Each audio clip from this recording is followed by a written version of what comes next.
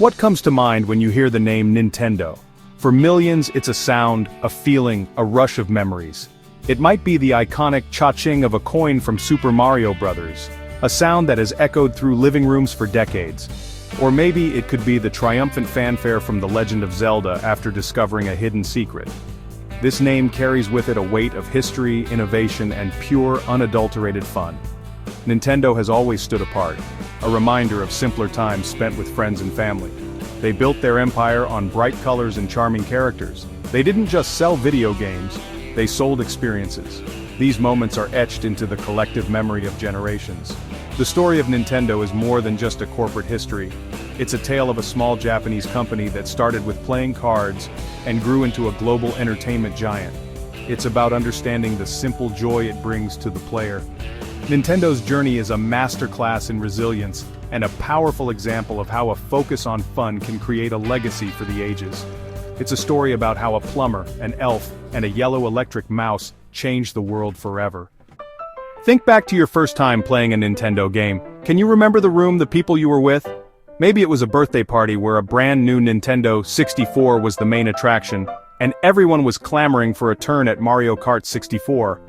Or perhaps it was a quiet afternoon, discovering the secrets of the Game Boy's small monochrome screen, lost in the world of Pokemon Red or Blue.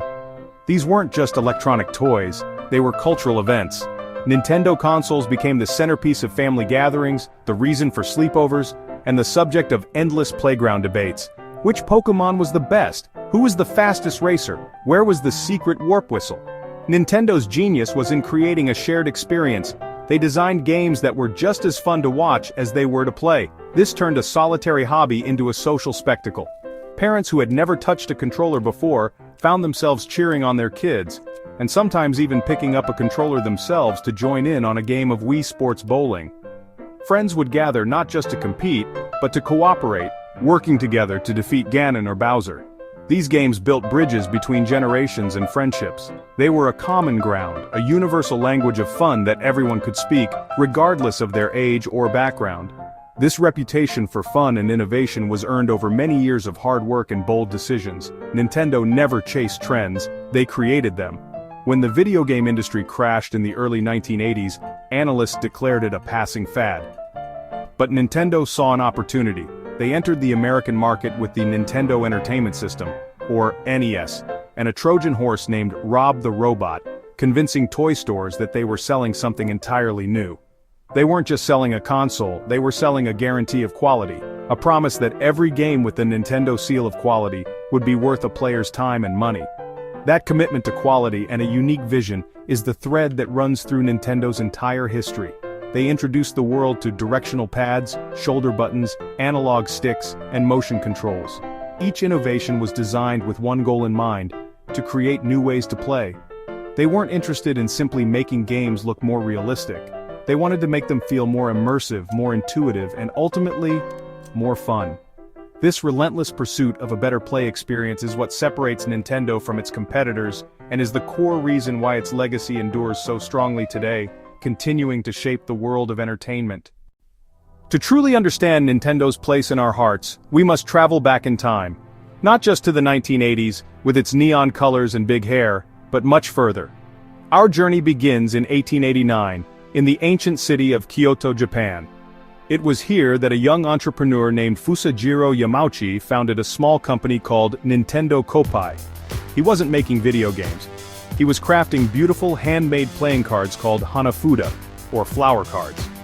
These cards, painted with intricate floral designs, were a hit with the local population. This was the humble seed from which a global gaming empire would eventually grow, a beginning rooted in traditional Japanese craftsmanship and entertainment. For decades, Nintendo remained a card company, weathering economic depressions and world wars.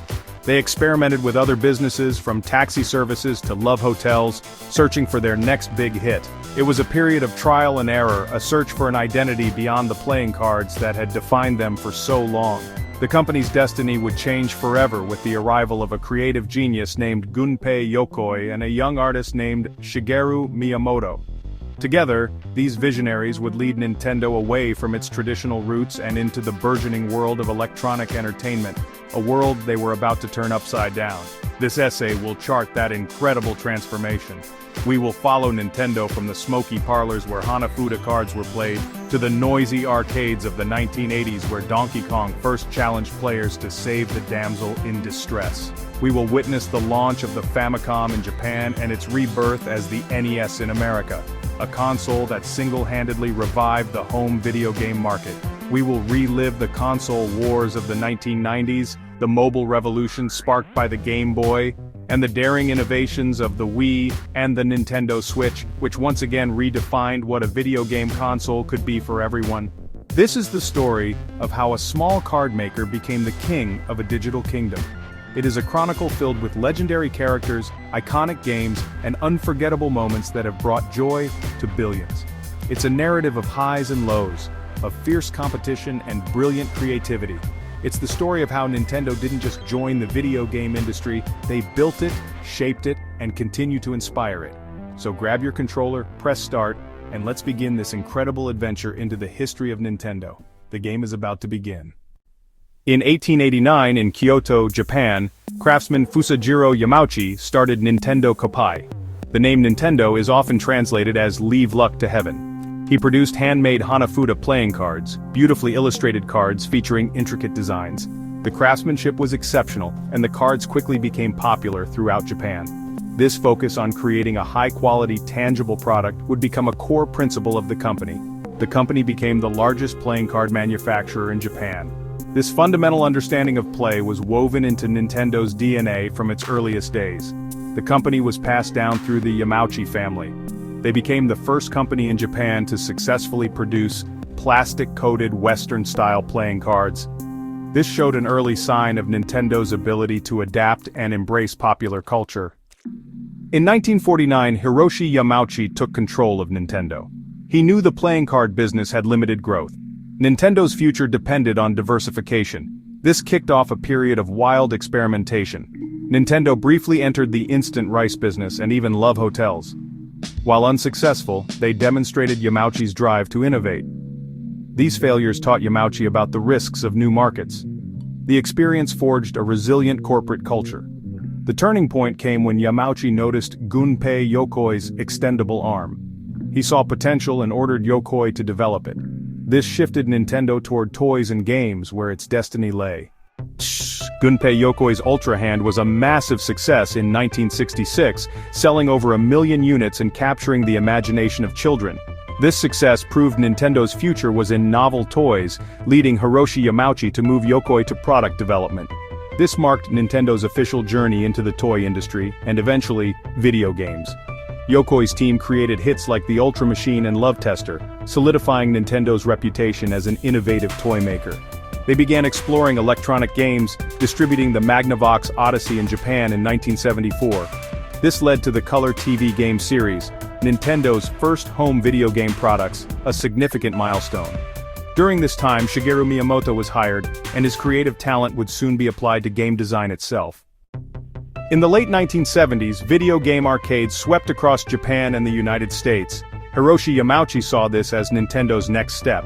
In 1978, Nintendo established its coin-operated game division. Their early games were inspired by hits like Space Invaders, but they had yet to create a blockbuster. Nintendo of America struggled with unsold radar scope cabinets. Yamauchi turned to Shigeru Miyamoto to create a new game for the old hardware. Miyamoto, with no programming experience, was tasked with saving the company. He wanted to create a game with a story. Drawing inspiration from cartoons, he sketched a narrative about a gorilla who kidnaps a young woman. This simple idea was the seed of a revolution. Shigeru Miyamoto's Donkey Kong was unlike anything seen before. He named the giant ape Donkey Kong, and the hero, Jumpman, was a stout mustachioed carpenter. This focus on character was a departure from the abstract games of the time. Nintendo of America was skeptical. The name Donkey Kong sounded strange. They couldn't believe a game about a monkey and a carpenter could save their struggling business. The fate of Nintendo in America rested on this strange gorilla. When Donkey Kong was released, it was an absolute sensation. More importantly, it had personality. The game became a cultural phenomenon. Donkey Kong saved Nintendo of America from ruin. It introduced Mario and gave Miyamoto creative freedom, proving games could have stories and heart. The ape changed Nintendo's fortunes and the video game industry forever. Flush with the success of Donkey Kong, Hiroshi Yamauchi set his sights on dominating the home video game market. He envisioned bringing the arcade experience into the living room with a powerful cartridge-based console. Codenamed Gamecom, it would soon be known as the Family Computer, or Famicom. The Famicom featured a revolutionary D-pad, allowing for precise character movement. Its bright design made it appealing to children and parents alike. Launched in Japan in 1983, the Famicom initially faced technical problems. After a product recall, its superior power and excellent launch titles quickly won over the public. By the end of 1984, the Famicom dominated the Japanese market, thanks to its incredible library of games and third-party developers. Nintendo had conquered Japan and now looked to America. While Nintendo thrived in Japan, the American video game market was in ruins after the crash of 1983. Retailers were terrified, viewing video games as a toxic fad.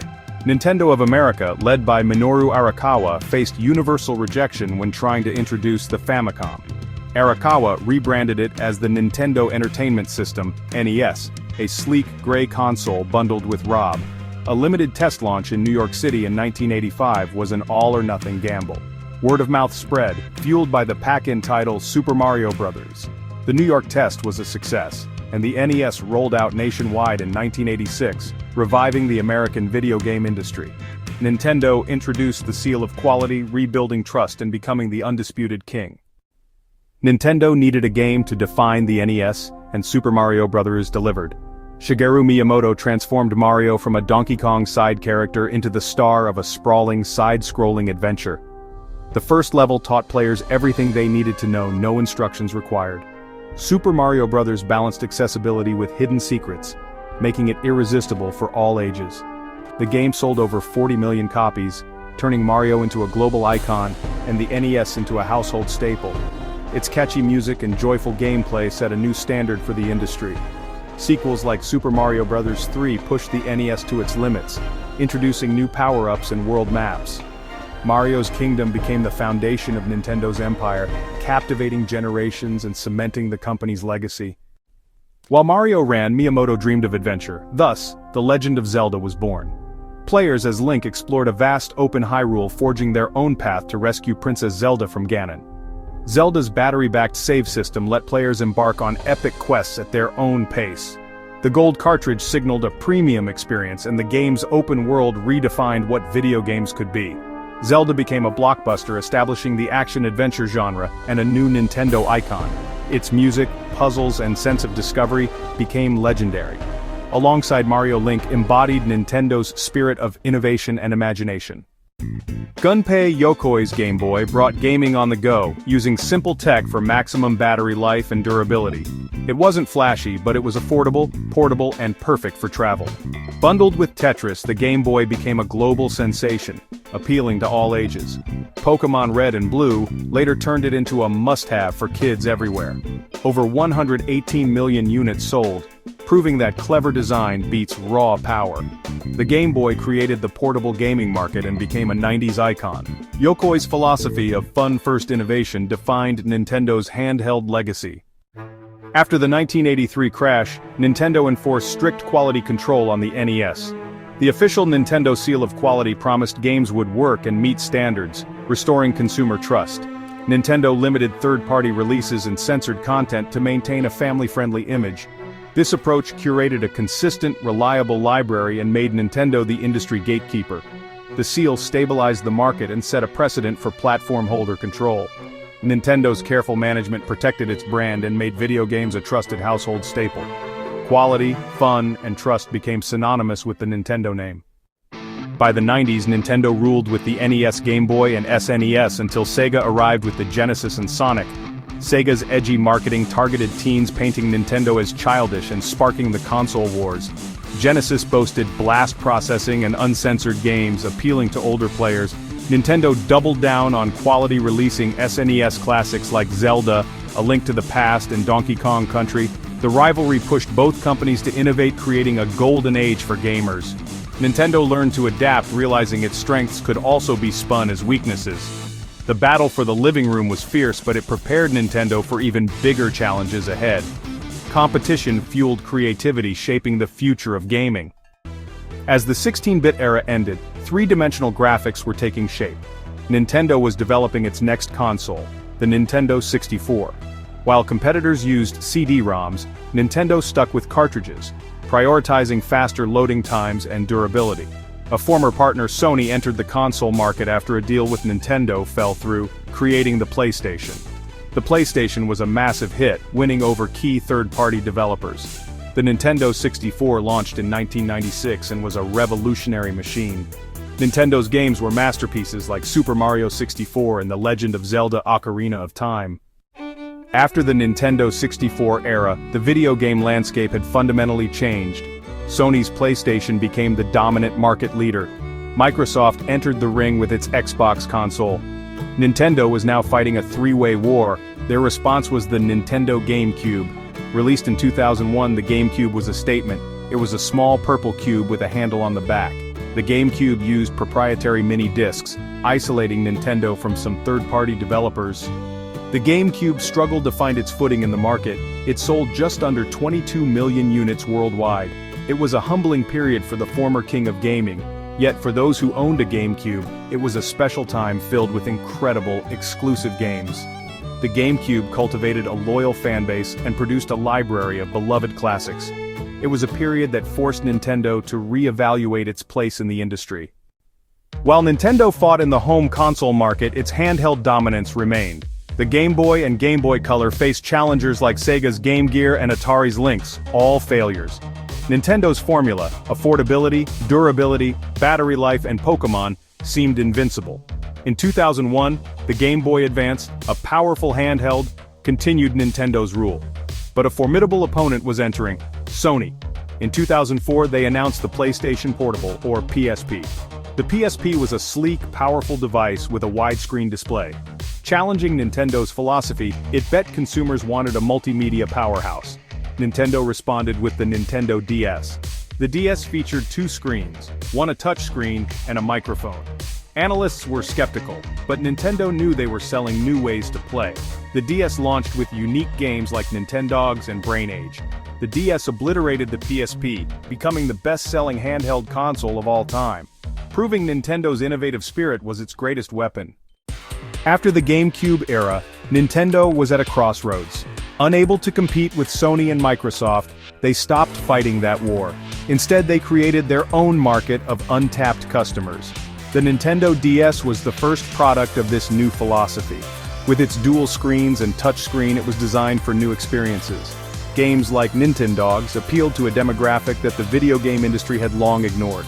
Brain Age became a global phenomenon. People were buying a Nintendo DS just for Brain Age. The Nintendo DS became the best-selling handheld console in history. Innovation meant looking at the world differently.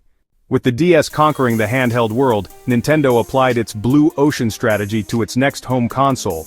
The project, codenamed Revolution, aimed to do for the living room what the DS did for portable gaming. Satoru Iwata and Shigeru Miyamoto knew they couldn't win a horsepower race against the upcoming Xbox 360 and PlayStation 3. They needed another game-changing idea. The breakthrough came from a simple observation. The standard video game controller, with its complex array of buttons and joysticks, was intimidating to non-gamers. Their solution was to create a controller that was as intuitive and approachable as a television remote control. This idea would become the centerpiece of their next console.